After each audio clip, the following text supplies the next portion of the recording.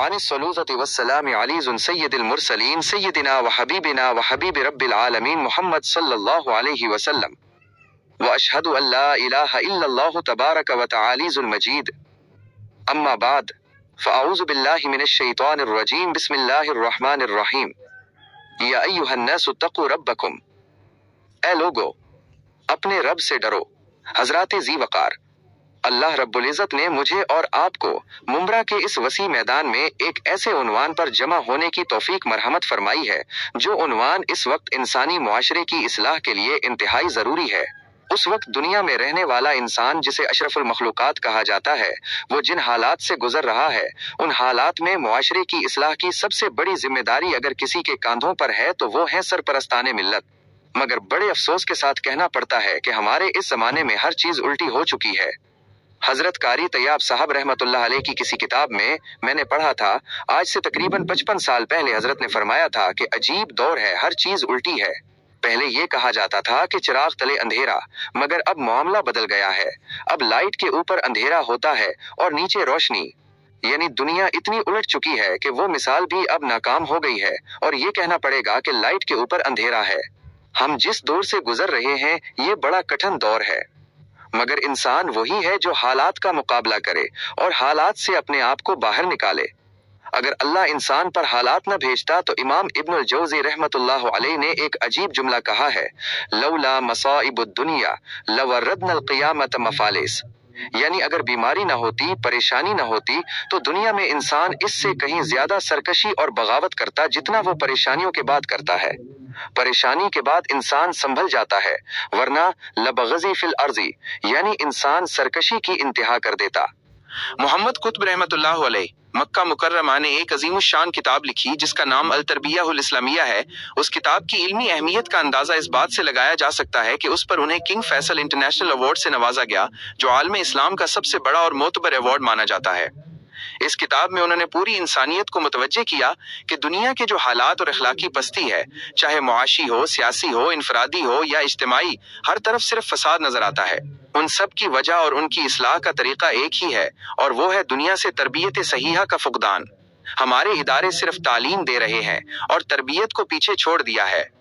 ایسی تعلیم جس کے ساتھ تربیت نہ ہو وہ کبھی انسانی معاشرے کے لیے سود مند نہیں ہو سکتی۔ آج معلومات کا حاصل کرنا فنگر ٹپس پر ہے، اب تو اے آئی آرٹیفیشل انٹیلیجنس آ گیا ہے۔ رسول اللہ صلی اللہ علیہ وسلم نے فرمایا تھا کہ ایک زمانہ آئے گا کہ علم اٹھ جائے گا۔ تعجب ہوتا تھا کہ اتنی کتابوں اور انٹرنیٹ کے ہوتے ہوئے علم کیسے کم ہوگا، مگر ہاں، معلومات تو ہے لیکن علم نہیں ہے۔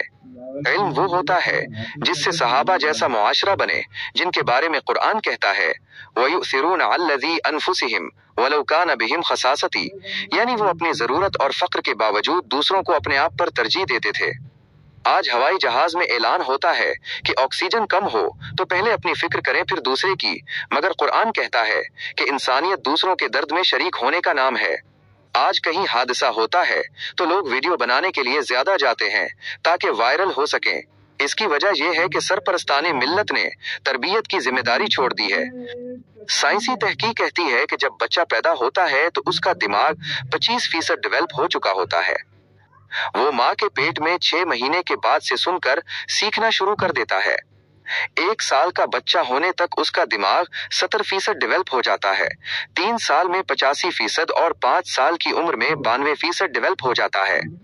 اسی لیے اسلام کہتا ہے کہ تربیت کا آغاز شادی سے پہلے دیندار بیوی کے انتخاب سے ہونا چاہیے۔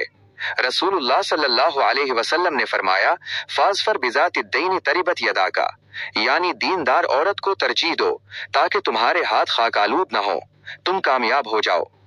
امام شافعی رحمۃ اللہ علیہ، امام احمد بن حنبل رحمۃ اللہ علیہ اور امام اوزاعی رحمۃ اللہ علیہ جیسے عظیم ائمہ کو ان کی ماؤں نے پالا اور زمانے کا امام بنایا۔ تحقیق کہتی ہے کہ بچہ 63% اپنے گھر کے ماحول کو دیکھ کر سیکھتا ہے اور صرف 7% اسے زبانی سکھانے سے آتا ہے۔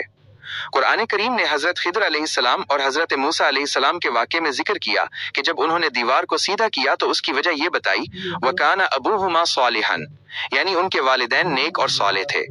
معلوم ہوا کہ والدین کی نیکی کی وجہ سے اولاد کی نسلیں سنور جاتی ہیں۔ حضرت یعقوب علیہ السلام نے انتقال کے وقت اولاد سے پوچھا مَا تَعْبُدُونَ مِن بَعْدِی، تم میرے بعد کس کی عبادت کرو گے؟ تو انہوں نے کہا نعبد اللذھک واللذھزبائک ابرزہیم واسمزعیل واسحذق اللذھا واحدا، ہم آپ کے اور آپ کے باپ دادا ابراہیم، اسماعیل اور اسحاق کے معبود واحد کی عبادت کریں گے۔